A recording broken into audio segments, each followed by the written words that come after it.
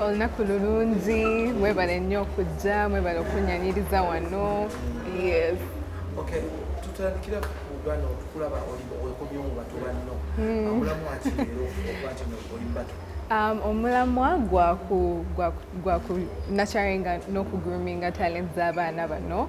They are dancers, nganze bazadde bange bwe bankola, bangroominga nga nkyali mwana muto, naffe kye twagala okuyigiriza abazadde abalala, twebaza nnyo bano abazadde bonna ababaleese to participate and all that. So we just want to encourage them to continue nurturing their talents, because tulamenya abaana we bayagala ekintu mu buto and then they cannot get it when they are young, then we bakula they finally realize that that's what they want. Now they can't handle fame, they become proud, they get on drugs, they can't handle the pressure.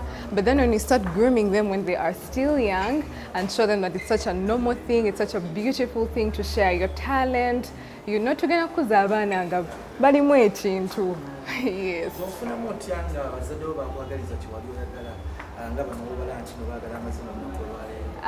Mfunyemu ebintu bingi nnyo, you know. Sisa kuyingira wantu ne bantawanya, you know. Omuntu abeera mmanyi, oh my God, baby Gloria. Omuntu anyamba mangu, ambassadorships zenfunyemu, endorsements, traveling, so many recognitions. Bintu bingi nnyo byofunamu. Mulimu ebibi n'ebyo ebisinga obutono. Yes. Tumire wano zenga judge ogenda sale mpaka kutiri ekyo bayiso kulonda and ogenda beera fair otya eri bato bano. Amazima gali nti okujudginga abaana abato, it's very hard. You would want all of them to feel like they are winners. We are teaching them that they are all winners, but of course kibayigiriza okuba nti balina healthy competition. They don't stop for what they have now. They continue like going higher and higher and feeling like they have to achieve more in the future. So I think criteria gye bakozesa okuchoosing nze nga judge is because most parents omuzadde agenda okuteeka omuntu mu omwana mu bintu bya talent ajjukirayo baby Gloria, you know, aga baby Gloria naye bamugroominga mu kintu kya talent n'avaamu bulungi, temumpulirako bintu bibi koze ebitali bituufu. You know, so I think that is why, to also show parents that I'm also here as a representative and I support their children.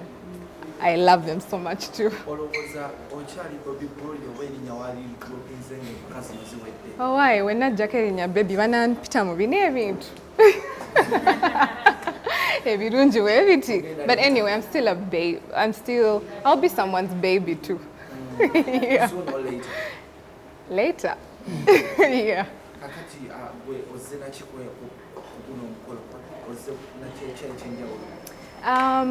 Nziza okubazaamu amaanyi, nziza okusharinga talent yange nabo okusharinga talent yaabwe nange, nzize okwogera ebigambo ebirungi nabo, you know, bintu bingi nnyo, to be their backbone, to encourage them, so many things. Bigambo ki by'owa abaana abato abalina talanta mugyeko bano olwo abaana ba fresh kid olwo Fenster nga bali mu mikolo gye waliko like 15 years ago. Yeah.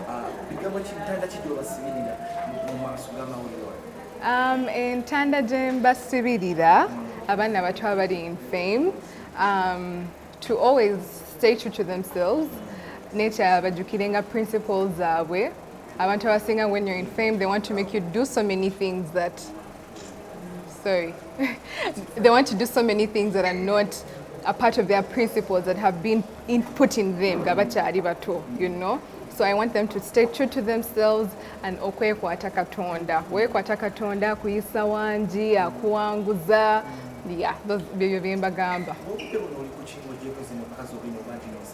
Obudde buno nsoma, kwasaganya endorsements zange. I'm a digital creator. I'm an entrepreneur. I have businesses. Ebisinga obungi. Mwebale nnyo okulaba bannange, tubakubiriza okuleeta abaana baregistering mu zino dance competitions. It's a very beautiful exposure for your children to, you know, to feel like they can groom their talents and nurture them and be big one day. So we are encouraging you to bring your children. Tubagala nnyo n'abazadde abalesa abaana tubagala nnyo. We respect you. We thank you for the time you have put. Mwah.